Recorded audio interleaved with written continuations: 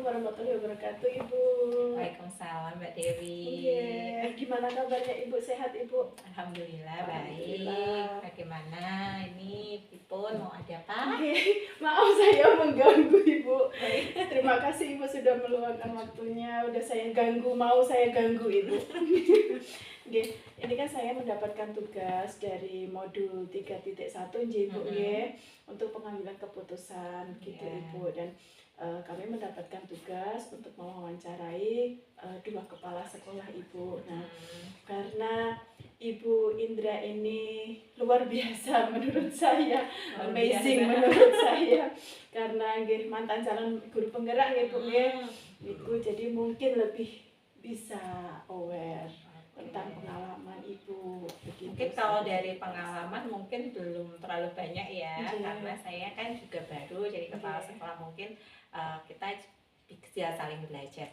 Karena kan pengalaman saya juga masih minim sekali. Apalagi saya Ibu makin minum Ibu.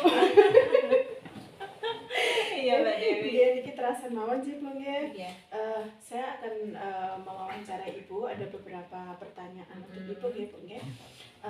Untuk yang pertama, selama ini Ibu, bagaimana Anda dapat mengidentifikasi kasus-kasus yang merupakan dilema etika atau rujukan moral Ibu? Untuk kasus dilema etika itu adalah di mana kita menemukan suatu masalah, di mana itu ada beberapa keputusan yang bisa kita ambil dan kita timbul suatu keraguan. Nah, keraguan itu ada beberapa hal yang sifatnya benar-benar mau kira-kira mana sih yang mau kita ambil keputusannya, karena sifatnya yang satu juga benar, yang satu juga benar. Tapi nanti ada hal yang negatif pastinya yang akan timbul dari keputusan yang akan kita ambil itu yang termasuk dilema etika.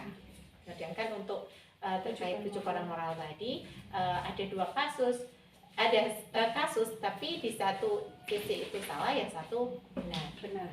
Gitu. Jadi benar versus benar sama benar versus salah ya Bu ya.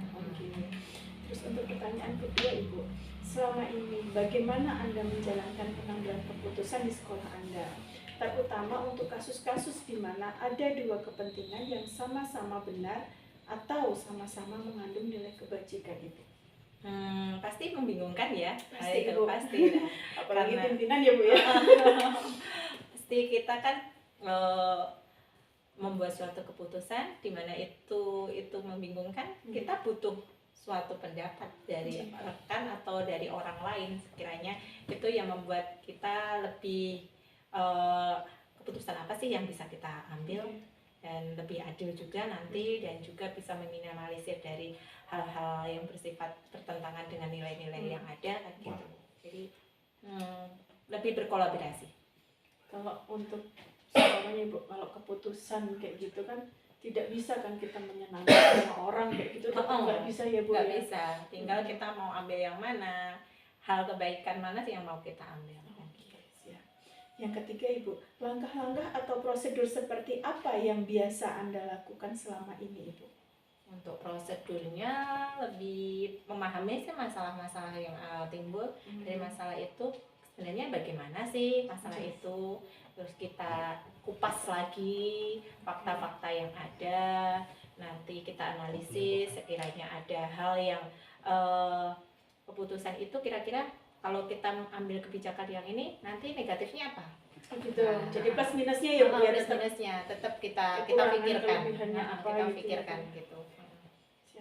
Terus untuk hal-hal apa saja yang selama ini Ibu anggap efektif dalam pengambilan keputusan pada kasus-kasus yang dilema etika ini? Yang dianggap efektif itu adalah di mana kita saling berkolaborasi dalam mengambil suatu keputusan, bukan hanya berdasarkan pikiran saya, karena setiap pemikiran saya belum tentu sama baik dengan orang lain. Jadi kita kumpulkan dari beberapa pendapat dari pihak-pihak yang ada di sekitar kita, dari pihak-pihak terkait dari permasalahan itu, kita kumpulkan, kita analisis lagi, kira-kira dari pendapatnya ini seperti ini, pendapatnya ini seperti ini, kita kumpulkan jadi satu, terus kita analisis bareng-bareng dan kita putuskan. Setelah kita putuskan, kita komunikasikan dengan pihak yang terkait tersebut. untuk hal-hal apa saja yang selama ini merupakan tantangan terbesar dalam pengambilan keputusan pada kasus-kasus dilema etika Ibu? Lebih untuk tangan-tangannya sih kita lebih bersifat ini ya, karena pasti berkaitan dengan emosi juga, perasaan, pasti sosial emosionalnya kita sendiri ya Bu. Iya.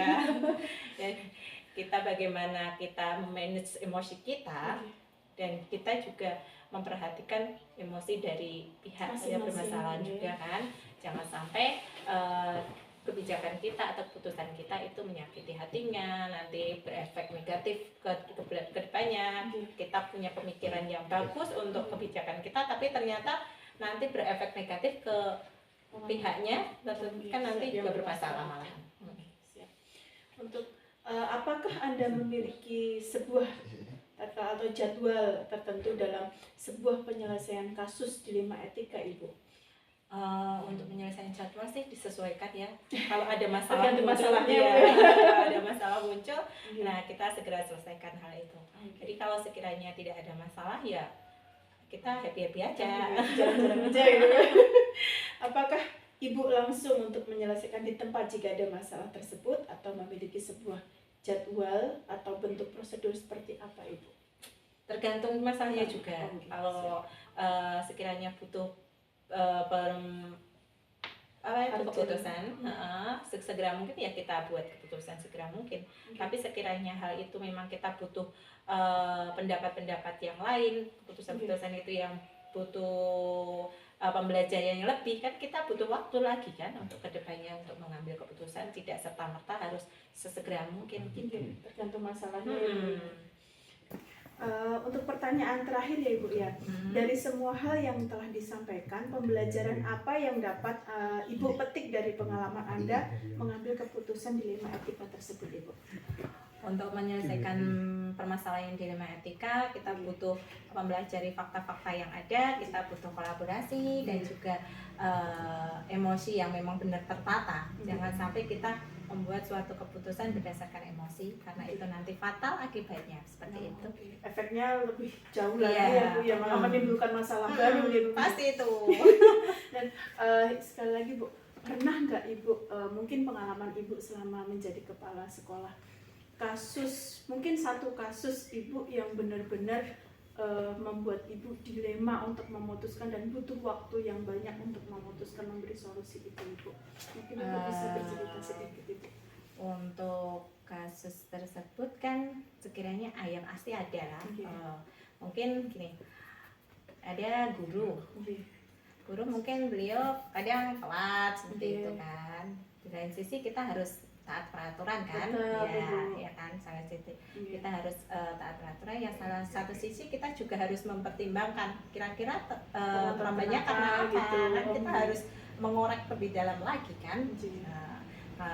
Bagaimana kita harus menyikapi dari guru tersebut, tidak berdasarkan kamu itu telat, kamu harus begini kan, kalau nggak bisa kan, kita juga harus mencari fakta-fakta yang ada, baru kita gali lagi, kita analisis lagi, berikutnya bagaimana kita komunikasikan dengan orang-orang terkait juga, dengan lingkungan sekolah tersebut, nanti tindakan apa yang kita berikan dari guru tersebut, seperti itu.